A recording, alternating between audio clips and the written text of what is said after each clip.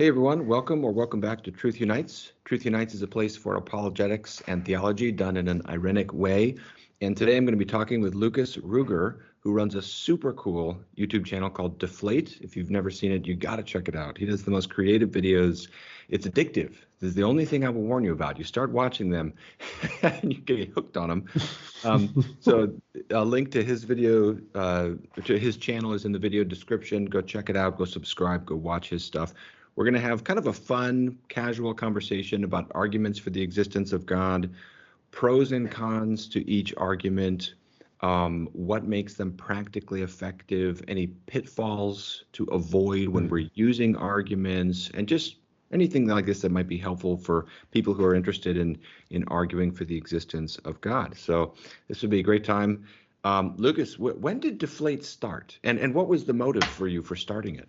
Yeah, so Gavin, I started around 2.5 years ago, and the history behind the channel is that we used to have discussion events. We called them discussion nights at our house in Beirut, in our living room, and these were done in collaboration with an atheist club. So we started a Bible study for skeptics and seekers in a Starbucks in Beirut, which is where I currently live, or where I have lived with my family for the last 10 years.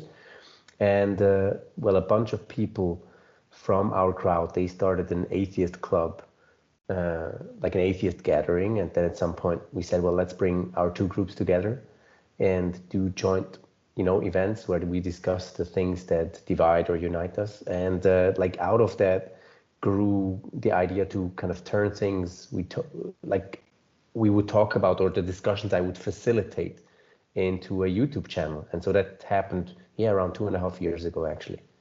Awesome. Well, yeah, it's a great channel. And I'm curious, I got into YouTube about 2 years, or maybe similar time, but maybe a little bit after you. And I kind of went into it worried about what are the negative effects of social media? Do I really want to be devoting so much time to social media? But what's honestly surprised me is it's also so much fun. And I've made a lot of friends by being on YouTube. It's kind of amazing. Yeah. I'm curious about your experience as it. I mean, would you say, what are some of the positives that you've enjoyed about being on YouTube? Yeah, great question. I was very, very positively surprised by how you can really, create a sense of community and bring people together. I mean, what I cherish most, or what are kind of the nuggets in running the YouTube channel, is to, take up conversations again and again with the same people. I have around, 19,000 followers. And I mean, out of those 19,000, there is probably a core group. I could probably come up with like 20 or maybe 30 names of people that regularly come back and interact in the comment section or write emails. And I think this is very rewarding. And then what is nice is to see people, not even necessarily change their minds. I mean that's obviously beautiful to see. But I think what is even more beautiful is people admitting that they, that they were maybe wrong, or that they had a wrong attitude, and this kind of. And I had to do this myself. I had to apologize in the comment section for the ways in which I, didn't compose myself properly in responding to comments. And I think this is really what binds people together, even on an online platform. And that's beautiful. And what's also beautiful is to see, I have a couple of followers who come from where I actually live. So in Beirut, I have a big atheist influencer from Lebanon who follows me, and we've met in person. And we're actually going to meet again just about like next week, probably. And that's beautiful. I love that. And it's things like, converse with people like yourself, where you again have the real experience of connecting with the people who, are as real as people can be. So that's the cool thing about YouTube.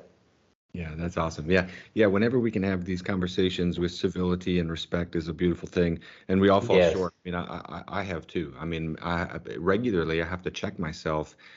I don't know what it is. It's like you get into this mind where you say, I want to prove my side, and then you have to be careful at times that you're not getting pulled into ways of arguing that aren't productive, and it's so easy to do, and we all make mistakes like that. But Yeah. but I love the work you do, and I want to ask about your favorite video. And by the way, for people watching this too, to know if there's ever a gap between when we're talking, it's not that the other person is just likes to stare for 3 seconds at the screen. It's that the Lebanon to the US connection is such there's just a little time gap sometimes, so that's no problem at all. But is there a favorite video you've done or something you'd first recommend if they're just checking out your channel?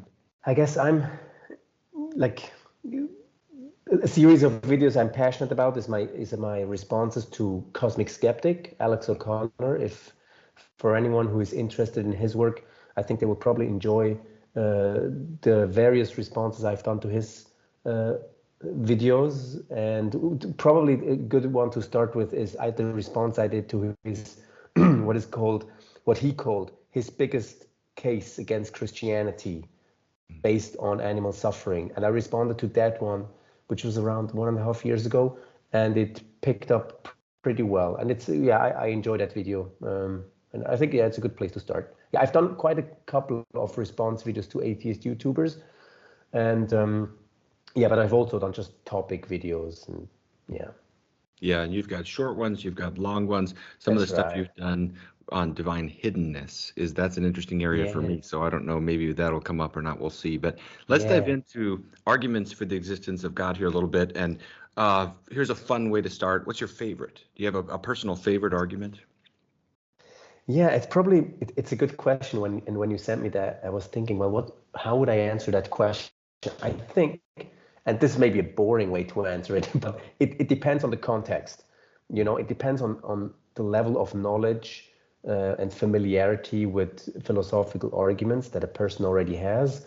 But I think, in general, to kick off a conversation, I'm pretty happy and I feel pretty comfortable with cosmological arguments, the argument from contingency, the Kalam cosmological argument. I think these are great to poke a person's mind, and they bring you to theism, or I guess the Kalam cosmological argument even brings you to a personal creator if you dig deeper. But in general, I think these are what I would call innocent arguments, very easy to grasp, very, I think, non-threatening in the sense that they don't bring, baggage, if you want, of Christian tradition or history that a person would have to handle with, and often has, or would have to handle, and would often have maybe negative ideas about. I mean, they're purely philosophical arguments that I think can stir quite some interest. I've made very good experiences with, again, the cosmological argument or the argument from contingency. Yeah. In just a second, I want to ask more about those experiences, and we can work through the Kalam and, just the cosmological argument generally. I want to say for me, and this is why I distinguish my favorite argument versus the one I think is most effective. Because my favorite argument is the ontological argument for God's existence. Because it makes my mind expand. It opens up my mind to thinking about the nature of God. However, I can't think of a single time that I've ever used the ontological argument to try to convince someone of the existence of God. And that is interesting to think about, is that sometimes the value of arguments for the existence of God might be more than just a matter of convincing someone. It might also be a matter of nourishing, strengthening, or even just intriguing someone who's maybe already open or already convinced. But what I would say for the one that I think is most effective is for me, in my experiences, is the moral argument, because it can tap into the spirit of the times, which is outrage about injustice. If there's anything that is characteristic of the world these days, it seems as though people are outraged, and the moral argument can tap into that and then build from it. And we'll come back to that one as well. But is there an argument that you find most effective, or would you say still the cosmological for that? Yeah, again, I would say that the moral argument is, as you yourself said, it is an effective argument. But at the same time, in my experience, it takes quite some time for a person to realize the weight or the significance of the argument. And what I mean by that is, first of all, I think many people have a hard time realizing what moral subjectivism or relativism would imply, which is, most people you would be discussing this argument with, that is people from a non-Christian background, would assume the position of moral relativism, but they don't realize that this position entails that you can't really call any moral act evil or wrong. If you bring up, in my experience, it's hard for people to understand that if they were true moral relativists, they had no ground to stand on to call, again, genocide or the Holocaust wrong. And yet that's what they do. And so I think, in my experience, it takes quite some time to make a person understand that moral relativism isn't really livable, or that no one, even they themselves, live as if moral relativism is true. And so that's in this sense, but once this clicks, once a person understands that, and once they then is in a second step understand that moral objectivism, the position that makes most sense in the light of how we live and talk and think and react to, again, all sorts of injustices out there in the world.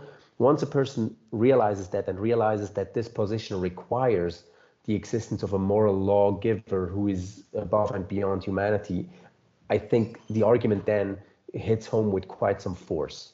Mm-hmm. Mm-hmm. Yeah. Well, let me ask one last preliminary question, and then we can drill into these specific arguments even more. Some people say you don't need an argument to believe in God. You can rely on personal experience. Therefore, arguments for the existence of God don't have that much value. And I feel about this that I want to say it's true that you don't have to have arguments to believe in God, but it doesn't follow from that they don't have value. They can really have value both for nourishing a believer and also for providing an appeal to a non-believer. I'm curious, in your own work and in your ministry, could you share anything about how you've seen arguments for the existence of God really have a positive impact upon people? Yeah, I think, on a very, very basic level, in my work and experience, and we do regular discussion events. We just had 10 days ago, we had a discussion night we just opened a ministry cafe in Beirut 2 months ago. And for one of we do bi-weekly discussion events, which are very apologetic in nature. And we had some 80 people show up the other day for just discussing whether God exists. In my experience, and this may be very modest, but it is still a very basic and useful value of arguments in apologetics. It's to give intellectual or intelligent people a basic experience that Christians actually think about what they believe. Again, this may be very, super modest, but I do think that, at least in my experience, for many people I meet, what they need as a very first step is just the experience that, there are Christians out there who are actually, they're sharp in how they think about reality and their faith and God and science and philosophy. So that, for me, is often, that's kind of the first kind of groundbreaking work an argument can do. And from there, you then take it on. Now, I do, in my experience, I do think that every person, the way God created us is that we're both emotional and, intellectual beings. So I do think that a person will want to have some sort of, personal or emotional experience of the divine or of God in order to kind of come to personal faith in him. But at the same time, again, I think people want answers to tricky questions. And these come in different proportions, depending on how a person is wired. I've seen people, they would, happily move closer to Christ without having heard all the arguments there are. But they're much more interested in having, a relational way of experiencing divine love or Christian love. Other people, no, they, their heads are, working all the time. They think their way through life. And so in order for them to come to knowledge of Christ, they would want to make it work up here. So, and then obviously I think about this in terms of the calling of the church. I mean, the body of Christ has its members, and I do think as the church, we are called to give our best in, thinking through the faith and communicating the faith properly. And because there are people out there who will need to hear good arguments in order to move closer towards Christ. Yes. Well, let's drill into the cosmological argument a bit and share our feeling. You've already broached this one a bit. I like to compare the cosmological argument to a sledgehammer. In that, what I mean by that is I think it has enormous force, but it's not quite as precise, perhaps, as some other arguments. And I could be wrong about that. I keep revisiting this and thinking about this. For people watching, this is the argument for God as the first cause. And sometimes and there are different variations of this argument. I'll preface my comments by saying I'll never forget when I read Paul Davies, who is a agnostic physicist, and he's basically saying when you think about the Big Bang, and this is in interaction with the Kalam cosmological argument particularly, he's saying people often misconstrue the Big Bang as though it were the explosion of matter within space and time. So you've got this empty space of blackness, and then poof, here comes light and matter and so forth. And he says, no. The Big Bang is the explosion of space-time itself. Now, I know that we will also need to acknowledge alternative cosmologies that construe the Big Bang differently. Those exist. They need to be considered. That's real. That's out there. But in sort of the standard model, this is how we are to think. And it really, every time I think about it, it washes over me afresh to think of space-time itself coming into existence. And to me, there's this powerful intuition that there needs to be some explanation for that. And I think most people can relate to that. At the same time, I can understand someone. If someone were to say, well, okay, sure, there's something up there. There's something out there beyond space-time, something immaterial that caused the material. But it's harder to say precisely what that cause is. I can understand that. And that's where I think we probably need to provide additional arguments at that point. But I know others who try to get everything out of the Kalam argument. So that's sort of how I think about this. I'm curious your thoughts on the cosmological argument. How far do you think it can get us, and how do you like to use this argument, and how have you seen it used well? Yeah. Again, I've seen it in my experience. I've seen it work well, just as a kind of as a good starter to get the conversation going, or to actually again push quite hard. Make a good push for the existence of some immaterial being that is outside space, time, and matter. So in this sense, I think it does a good job at challenging naturalism itself. You need to have, as Paul Davies says, well, you need a first cause behind, the effect of the universe coming into existence. And again, it challenges naturalism at its core, and obviously it leaves the question about the cause unanswered. However, I mean, the cause by itself, and I guess your reviewers are probably familiar with, again, the Kalam cosmological argument, and that it implies an immaterial and spaceless and timeless cause. Because if the cause were in any way kind of related to time, space, or matter, it would become part of the space-time matter reality that needs explaining, or that needs a cause.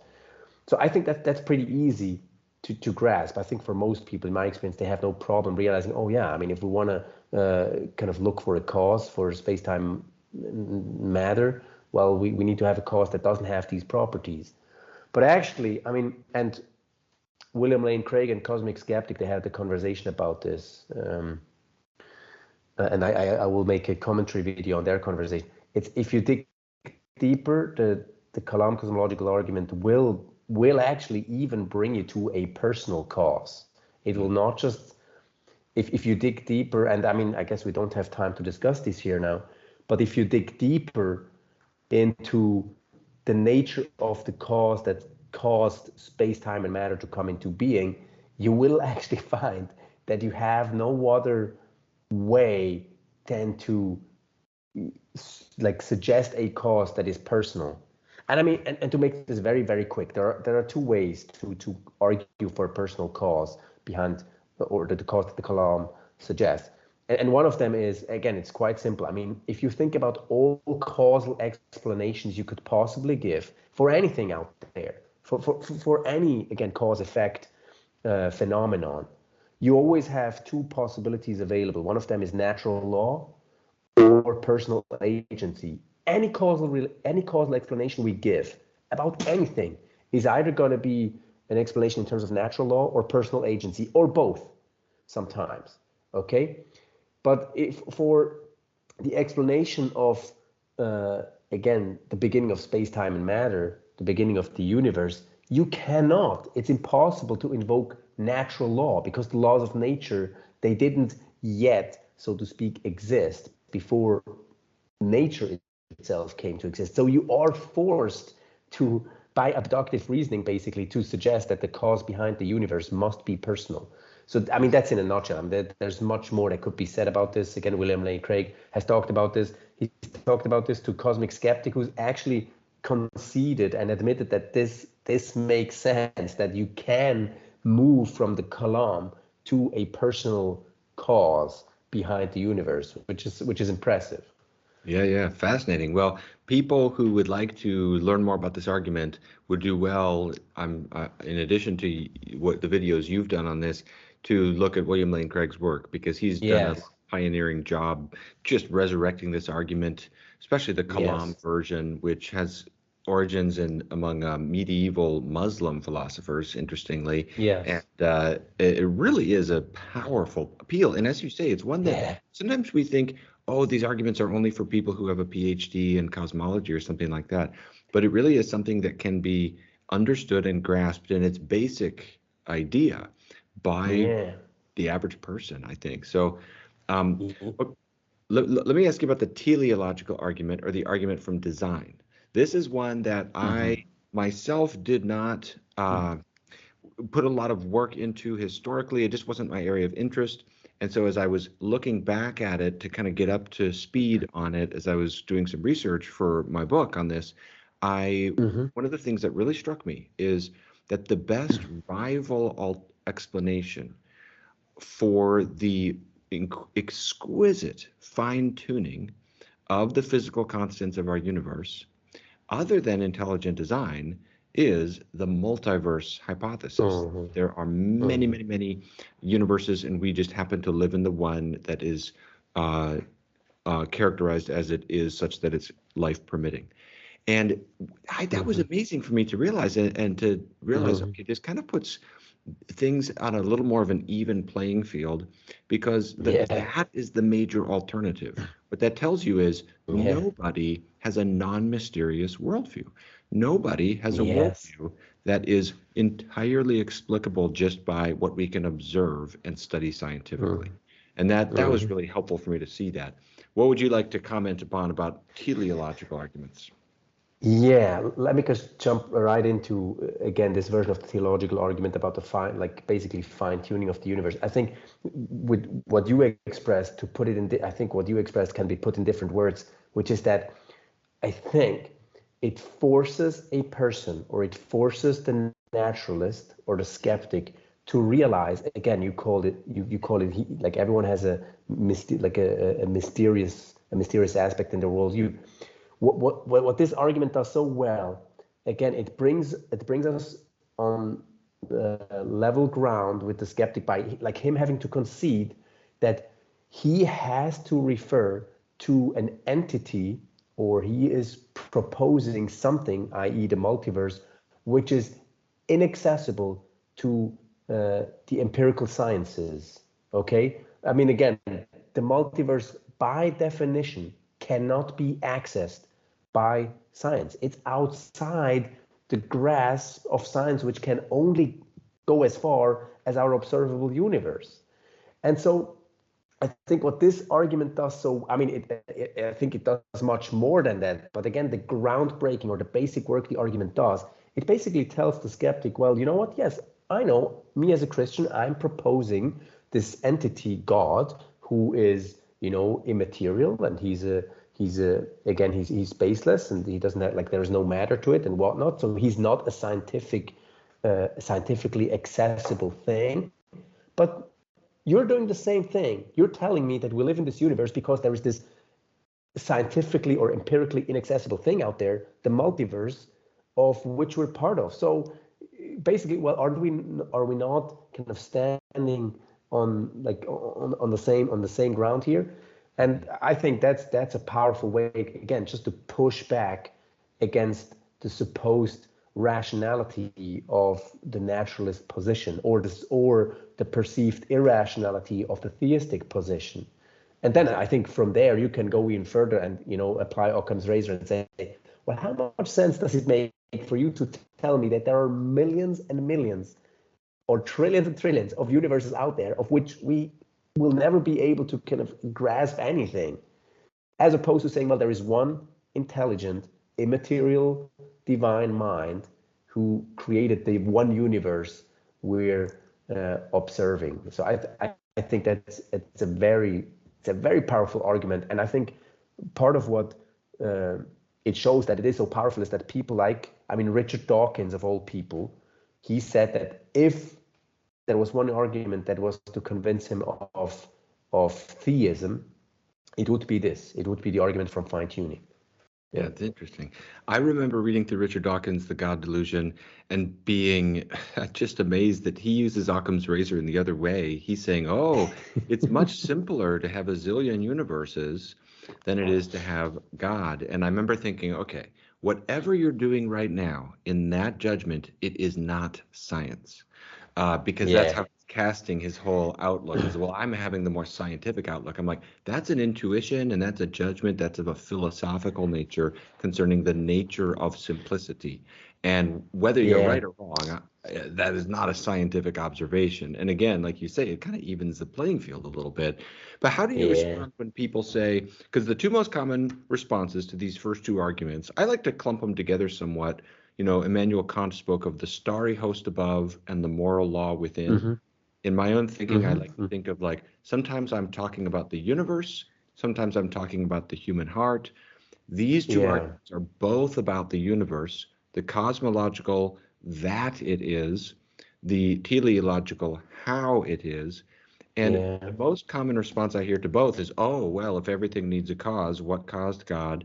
Well, if the universe needs a designer, who designed the designer? And these appeals, I am thoroughly unimpressed by these responses. And we could maybe it'd be helpful to talk about them because we hear them all the time. How do you interact with concerns like that? Yeah, it's great. I expected that it would pick this up again because it comes up just regularly in conversations. I think part of what you do when you present an argument, a philosophical argument, or when you do apologetics in interaction with skeptics, is you are actually, and I don't mean for this to come across as pretentious or anything, but you're actually educating people. I think, on what worldview they actually have. And Francis Schaeffer was big on that. He said, well, part of what you do when you do evangelism and you do apologetics is you actually need to tell people what the implications of their own worldviews are. And so here's one thing. Yes, when you talk about the kalam or when you talk about the fine-tuning argument, yes, it's like in 9 out of 10 cases, the person will ask the question, well, okay, who designed the designer or who created God? Now, here, and actually, to be honest, it's a fair question. There's nothing wrong about these questions, but what it shows, or the opportunity it gives, is for you to say, well, God is not created. He is the piece of my narrative. He's the starting point of my worldview, which I cannot explain. He is the ultimate.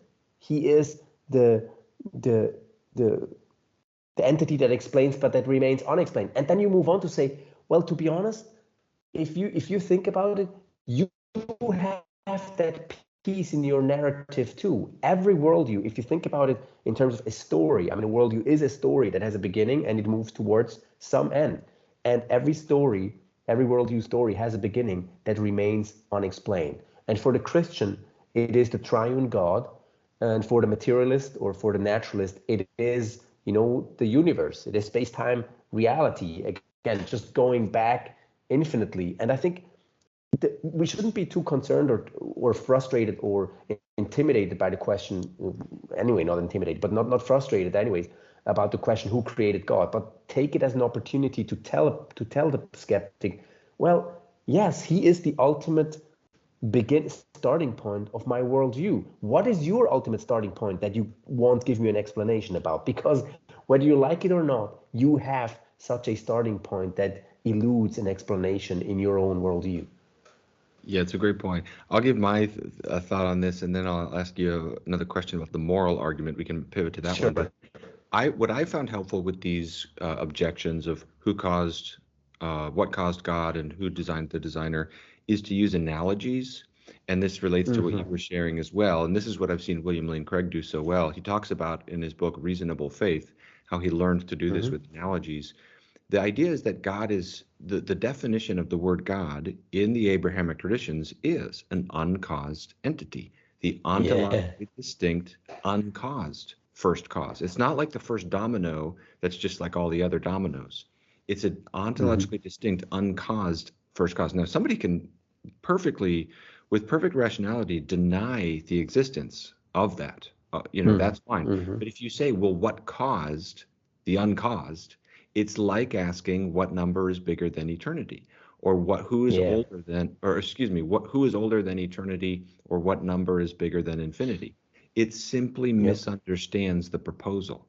The proposal can be rejected, but if the proposal is interrogated with the what caused God question, it shows it's not yet been envisaged. The person has not yet grasped what we're trying to put on. As you put it, what we're trying to put on the table is you have to have an uncaused beginning point. And with the designer as well, Craig uses the analogy of if you landed on the moon and you discovered the ruins of or another planet, the ruins of a civilization where there's buildings and there's pipes and there's all this stuff, you wouldn't actually need to know who built them to infer. You can infer design without yet knowing all the details about the designer. And so forth. So those analogies can sometimes help, I think, a little bit. But now on the moral argument, you made a great point a moment ago when we were talking about this. Maybe we can circle back to this and talk about how do we help people feel existentially the problem of when we're stuck without any transcendent supernatural basis for morality as an objective, fixed reality. Then we're stuck in the evolutionary paradigm that all our moral instincts are purely the product of evolution, and and it's really hard to see how objectivity comes into the picture in that paradigm. I've always been struck that C.S. Lewis starts off the whole book, Mere Christianity. He doesn't make a cumulative argument. He makes just a moral argument, and it's kind of amazing. He kind of puts all his eggs in that one basket. But let's come back to this, and maybe you want to comment more on this argument. How can we help people feel the weight of it? I think you mentioned earlier sometimes it takes a little bit of work to do that.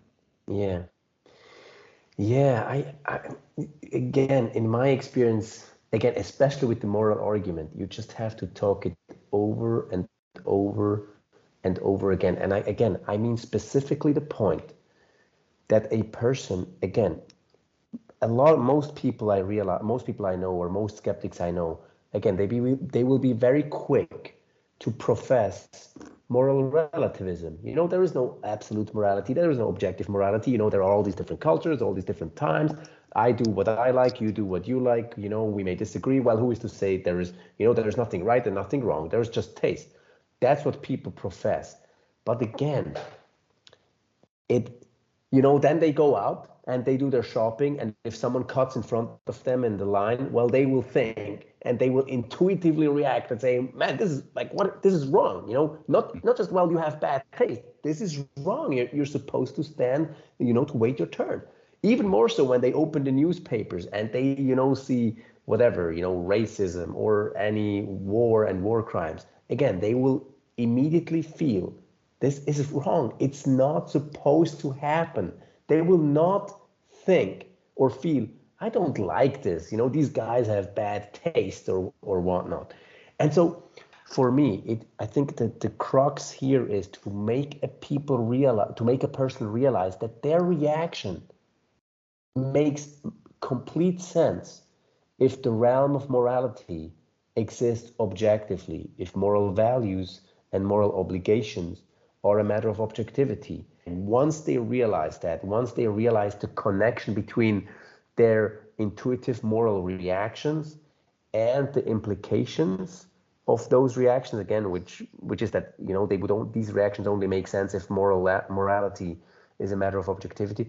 Once you get there, the step from explaining that you need a moral lawgiver or some transcendent cause behind those moral laws is actually the smaller one. The bigger step, the harder work, is to make a person realize that we all live and they themselves live as moral objectivists rather than moral relativists, even if they profess otherwise. Yeah. I like the way you're saying that. It is that struggle of helping the dots get connected so we're not living in inconsistency. Because as you say, once you make that turn, one of the ways I've found helpful with that is what people call, and let me recommend a book. I have a couple book recommendations as we go for folks here. This is called Good God, The Theistic Foundations of Morality by David Baggett and Jerry Walls. It's an academic treatment of the moral argument. It really is thorough. It's really excellent. I think people, if they're interested in drilling down into this argument, might find it useful. And one of the things, I think they talk about it in there, and I've thought about this, is Darwinian counterfactuals. So this is a way to say, if the evolutionary process had gone differently, our moral instincts might be different, and then give examples. And this will help, like, in the insect realm, there's plenty of things that are so disgusting that happen that I won't say them because someone watching this video out there might be about to eat lunch or something like this. But this insect species has evolved in a certain way where eating one's family members or sexual cannibalism or all kinds of things we could mention, they've evolved such that is their instinct, that is their norm, that is what happens in that species of insect, and then in some cases in the higher level animals. So we can say, what if the evolutionary process had gone differently? What if there's nothing outside of our biology that is grounding our moral instincts? The evolutionary process could have gone differently. We might have evolved such that malice was seen as good. And I think, and then giving specific examples from the animal kingdom of things that are, I think that's one way to help people not just get it up here intellectually, but at a visceral level, feel all that's at stake with this argument. So that's something I found useful. But what about arguments from beauty? I'm curious. I've heard skeptics say, well, I'm a skeptic. I don't think there's any good reason to believe in God. But sometimes when I'm listening to Beethoven, I have my doubts about my skepticism. And it's interesting. Another book to recommend is this fascinating book, 24 or so Arguments for God. This was inspired by some of the work of Alvin Plantinga. Well, several of these arguments are aesthetic arguments or arguments from beauty. There's even there's arguments in the table of contents here. There's an argument from colors and flavors, arguments from play and enjoyment, and that people might just immediately dismiss that, but it is interesting. This is high-level philosophy that people are making these arguments from. What are your thoughts about aesthetic arguments or arguments from beauty? I've used, again, the experience of beauty that people have made, or again, the glimpse of the beautiful or the transcendent that art or beautiful sceneries can offer a person as a platform to talk about, to approach the truth, or to approach the question of God more from a personal, experiential vantage point, rather, you know what I mean, rather than to kind of try and make an argument out of it. I've tried it sometimes, but I've been too frustrated with how this went. I feel like, well, I'm slaughtering, or I'm misusing, the beautiful for what it's as if not supposed to be used. Let us just rather listen to a great piece of Beethoven and see what happens, how we react beyond just mere brain cells doing their work up here, or us thinking through it. But let's just see what happens. Right. Oh, totally. Yeah. Maybe the aesthetic arguments. I've never thought of it quite like this before, but you kind of made me think of it like this. Maybe the aesthetic arguments are more person specific, and it's less the kind of thing where it's less like the sledgehammer of the Kalam argument, where you're starting off with something and then leveraging it out to people, and it's more in the context of relationship with someone, a dialogue. You're referencing what they're already articulating and saying, well, what's the best explanation for that? And that's how I use.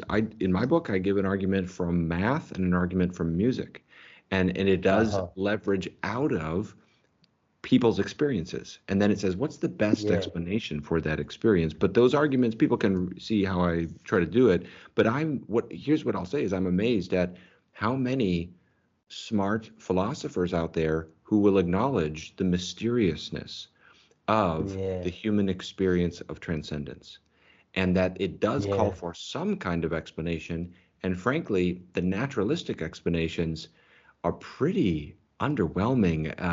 They're kind of dismal. They have a way of cutting down our basic intuitions as human beings.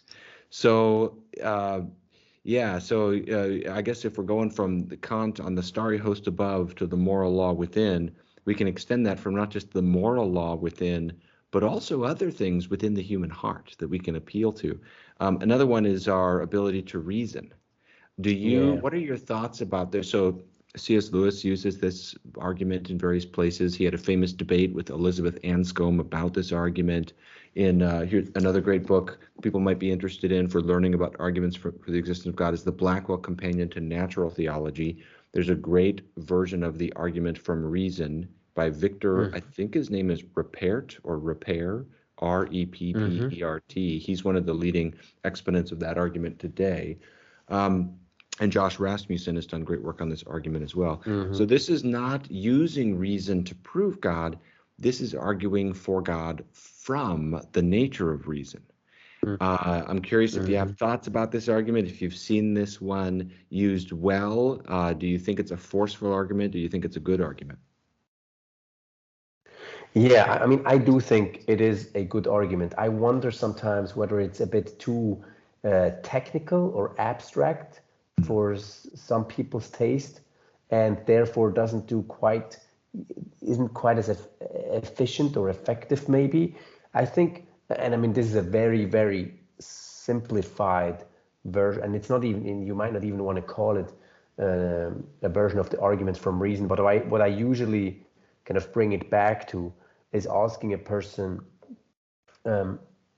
basically, and I think, I'm not sure if Thomas Nagel was the person who said that the well-known atheistic philosopher from New York University. I think he passed away 5 years ago or so. He said, if I'm not mistaken, it was him who said that, well, the difference between theism and atheism is that atheism posits that matter preceded mind, whereas theism suggests that mind preceded matter. And so then I just breaking it down, and I love that way of breaking down the two worldviews. And in this sense, what I would usually ask a person is, well, what makes more sense to because every worldview has to start with something that is ultimate. We're both on level ground here, So either you take your pick. Either it's mind first or it's matter first. Because again, philosophers, down the centuries have wrestled with the mind, the mind-body problem, or how mind or consciousness relates to matter. And so you're either going to start with this or you're going to start with that. So the way I usually kind of again, like convey in a very, very simplified version of the argument for reason is to ask, well, what makes more sense? If to suggest that mind gave rise to matter ultimately, or matter gave rise to mind. If it's matter giving rise to mind, again, what reasons would we have to trust our reasoning processes? Whereas if mind is ultimate, well, what we're doing with the life of the mind can, at least in principle, be trusted. Well, one thing that people should know is that sometimes C.S. Lewis has been unfairly represented by some of his really negative biographers in acting as though he just completely abandoned this argument and was super embarrassed after his debate with Lewis-Anscombe. But the basic idea that if there's nothing supernatural, we can't ultimately trust that our reasoning faculties are geared toward truth, but they're rather geared toward survival. Yeah. Because the evolutionary process doesn't care about truth, it cares about survival. Yeah. That basic idea he did not abandon. He revised the argument to Anscombe's satisfaction, but he did not abandon it, and it wasn't some humiliating big thing like it's been blown out of proportion for. Well, and I love the way you put it with the which comes first, mind or matter, that simple way to break things down. That also touches on the argument for God from consciousness. Now, I want to see your thoughts on this. This one is above my pay grade. I haven't really done much in it. I will say that it's interesting that I'm holding a book here by Thomas Nagel called Mind and Cosmos. Now, he's an atheist. Oh, it's it's an awesome book. Oh, it's beautiful. Yeah. So he's an atheist, but he's a great example of a philosopher who's fair-minded, and he's acknowledging the mysteriousness of consciousness. And he's really opposing those who pour scorn and contempt upon intelligent design. Yeah. And he's saying, look, as an atheist, that's not warranted. Consciousness is a fundamentally mysterious reality. Yeah. I think it gives a little help when we see those they're not apologists for either side.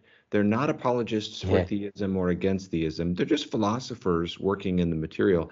And for that regular acknowledgement you do see of the mysteriousness of something like consciousness, and we could mention other examples too, that's helpful to be aware of that. Yeah.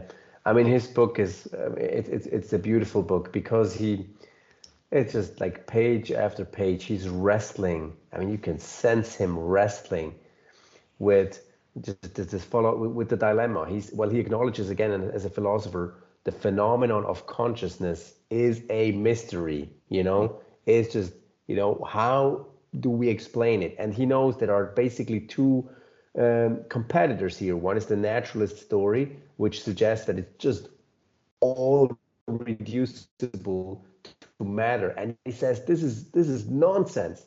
This just doesn't make any sense.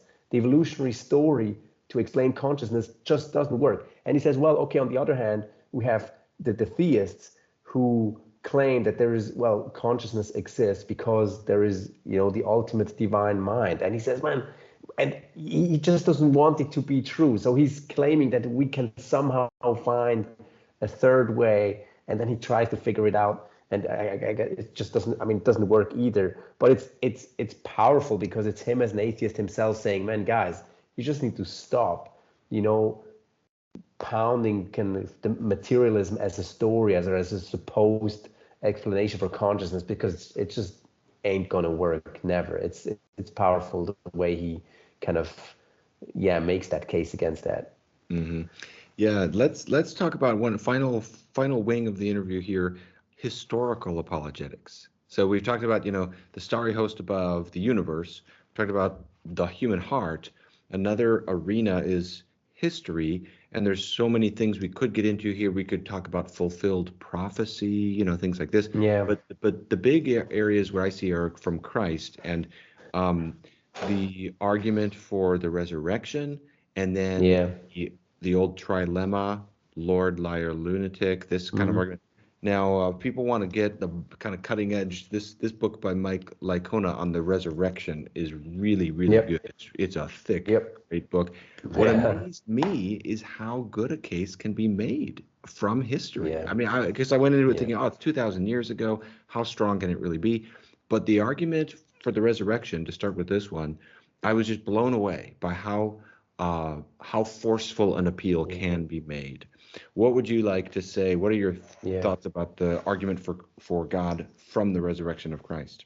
Yeah, I mean, once, if you have the time, and I mean, if a person is willing to listen, I do think it's, if you're familiar with, again, the argument for the historicity of the resurrection, I do think it is an important argument to plow through with a person, and I think it's a powerful one. And in my experience, people will resist the conclusion that Christ rose from the dead once you present the evidence to them, the empty tomb, and Jesus was, the disciples and other people claim to have seen, something they interpreted to be the risen Christ figure. Once you present those facts to a person and you present them with the different possibilities that have been suggested as ways to explain those facts, and you tell them and you show them why the resurrection explains all of these facts most neatly and most comprehensively and with the least ad hoc kind of effort, then and in my experience, most people will say, yeah, okay, fair enough, but I still can't believe it because it's still too crazy. And I think, again, that's once you get there, it's actually good because you can push the skeptic and say, well, if you're just dismissing the resurrection because you dismiss the supernatural, well, then you're basically arguing yourself. You're arguing for naturalism in a circle, and you can you can also say, well, fair enough, if you don't want to go with this option, I mean, that's your choice. But I do think, and I think you have to agree that I'm in a rational position to say that, well, this event is the neatest and the most efficient explanation for the facts that we have on the ground and that historians agree on. So yeah, I think in my experience, it is a good argument, and it's an important one to make because it builds on the very focal point of our faith. Mm-hmm. Yeah, absolutely. Yeah. Well, and it also just gets us up on Christianity specifically, as opposed to just being a theist of some other kind. And I want to say, to encourage people, sometimes people assume that historical apologetics will be easy compared to philosophical apologetics, but actually historical apologetics can be tricky. And so just to encourage people to be careful, not to assume that just because it's not as abstract, that therefore it's going to be easy to do. We have to be very careful. But on the other hand, I do think these appeals can be very powerful. I remember, so here's my last question on the Lord, liar, lunatic argument. This is what C.S. Lewis has popularized. He's saying, look, we have to find some way to explain Jesus of Nazareth. What's the least difficult option?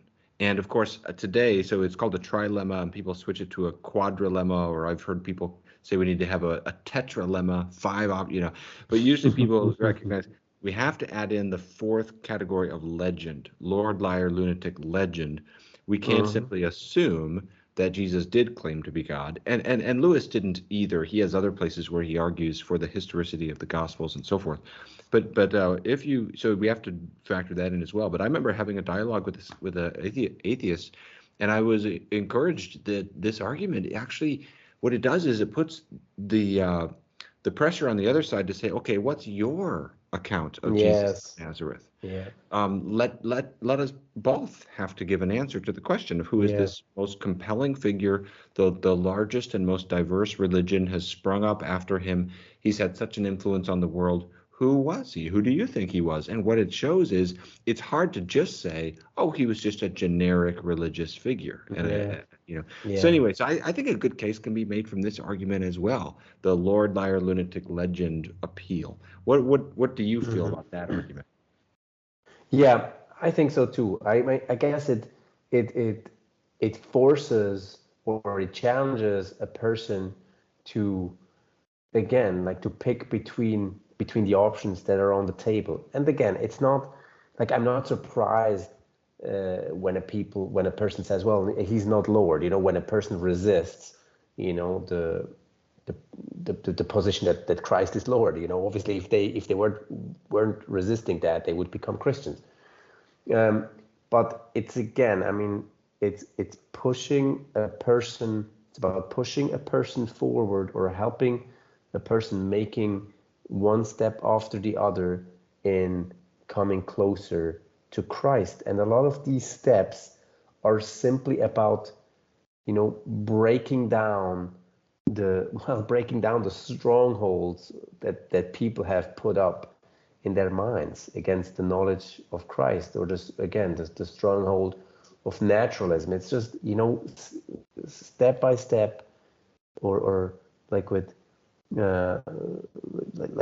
constantly hitting or chipping away on the naturalist story. And I think things like the trilemma, liar, lunatic, Lord trilemma that Lewis suggested, does that work of chipping away, or of putting a question mark behind the naturalist story. Fantastic. Well, this has been a lot of fun. I hope we can keep collaborating in the years ahead and in commending belief in God and Christ and so forth. So what do you have working in the pipeline? What's your next video or anything you're working on now you want to share with folks they can be on the lookout for? Yeah, so I mean, to be honest, I don't know when you will put out our interview, but I've been, like, my YouTube channel has been a bit on hold for the last 2 months or 2.5 months, actually, because, again, we've just opened this ministry cafe and it's taken up a lot of not just time but also headspace. I found myself not being able to really think through new material, although I do have stuff in my pipeline. I'm planning a little comeback on the platform in the new year. I have something on the Kalam, again, something I hinted at in our conversation here about why the Kalam actually does imply a personal creator.